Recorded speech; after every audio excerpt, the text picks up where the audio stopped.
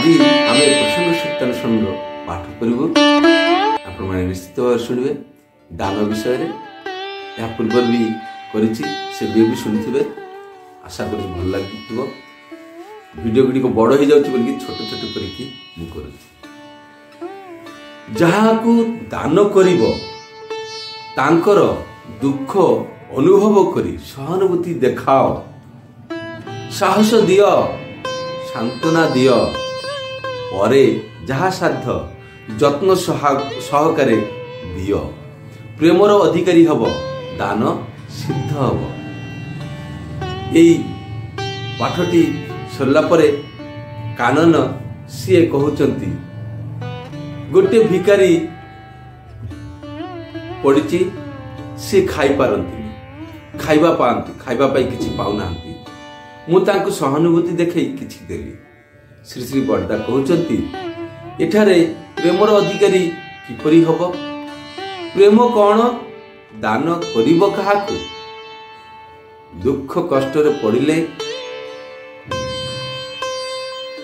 तुम पाखरे आसिले सही जांचाकारी को जहा कहिले से सांत्वना पाए ताहा ही कहिल सहानुभूति देखैल आउ तार दुख कष्ट अनुभव करी ताकू कहिल तुमर पुओ रो कष्ट जेपरी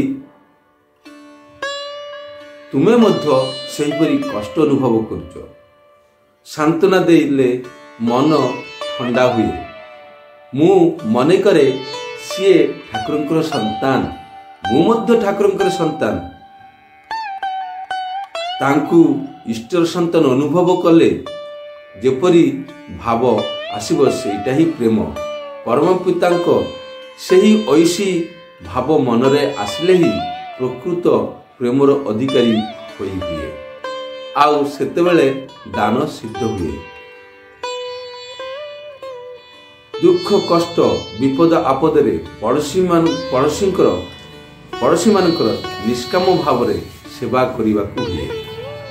परम शत्रु हेले मध्य तांकर सेवा करने उचित। तो ये गोटे कथा मन पड़ी एकदा श्री ठाकुर जन को पचरले एई मु जदि तुम घरे जाए तू कौन करू ना ठाकुर आपण गुरुदेव पुरुषोत्तम मु आपण को अति भक्तिर सहित से भाव सम्मान करी आदर करी जत्न नेबी हेले जदि बड़ बो जाती से भाव सेवा जत्न करी मोर बड़ खोका जदि जाती से भाव सेवा जत्न करी कहीं ना से इष्टंक पुओ गुरुंक पुओ सी मध्य तांको सम्मान कराए मोर वंशर किए जदि जाए तांको मध्य सेमति करिबी हेले तमे मोर दीक्षा नैच आउरी अनेक लोक माने मोर दीक्षा नैचंती हेले एमाने कोन हेले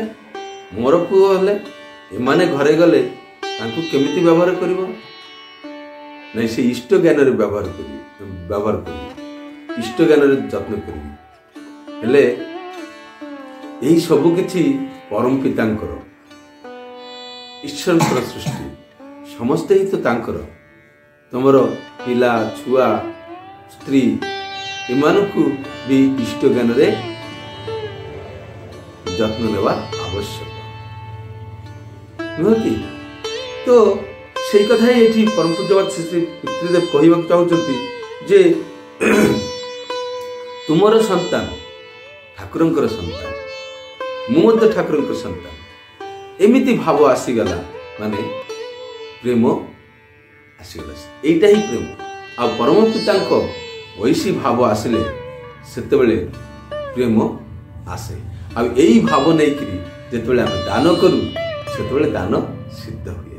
ठीक अछि आज पयति की जय वंदे पुरुषोत्तम।